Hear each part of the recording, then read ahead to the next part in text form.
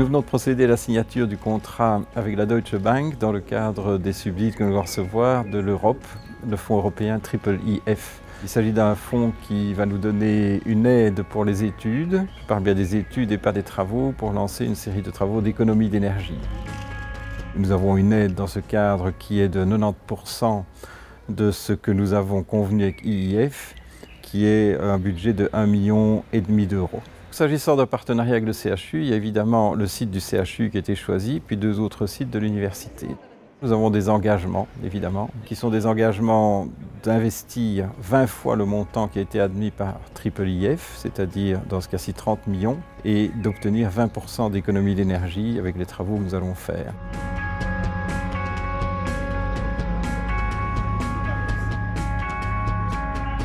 Donc ce projet concerne 12 bâtiments pour l'université, les 3 tours de l'ULG au CHU, ainsi que les amphis de médecine du CHU. Ça comprend la plupart des bâtiments de la zone physique-chimie, les B5 et les B6, pour les plus vieux en tout cas, et la botanique. Ces bâtiments ont été choisis parce qu'ils étaient les plus anciens et les plus énergivores. L'un va souvent avec l'autre. Pour les travaux visés, on les a divisés en 4 objectifs. Le premier objectif est l'isolation des bâtiments. Tous les bâtiments vont avoir leur toiture refaite et les vitrages changés. Ce poste-là va représenter une grande partie de notre enveloppe d'investissement.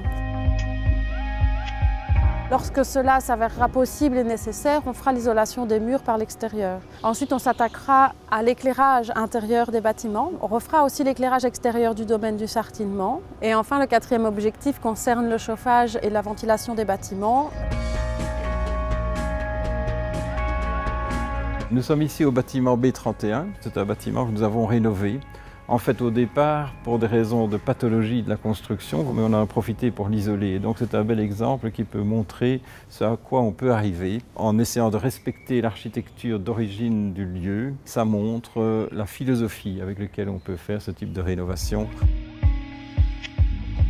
Le fonds IIIF va nous allouer un montant de 500 000 €, donc uniquement pour les installations du CHU.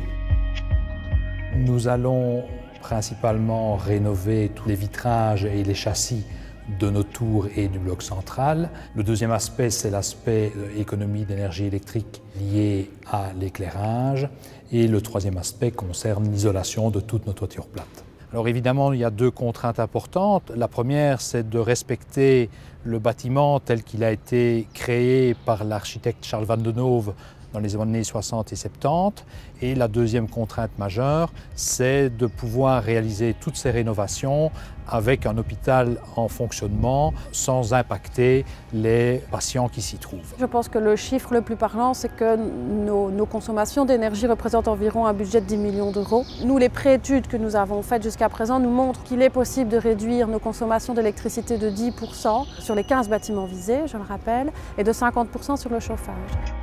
On a parlé de défis techniques, de défis architecturaux, mais pour moi, le plus gros défi reste le planning à respecter. On s'est engagé à ce que d'ici fin 2018, tous les marchés de travaux soient lancés.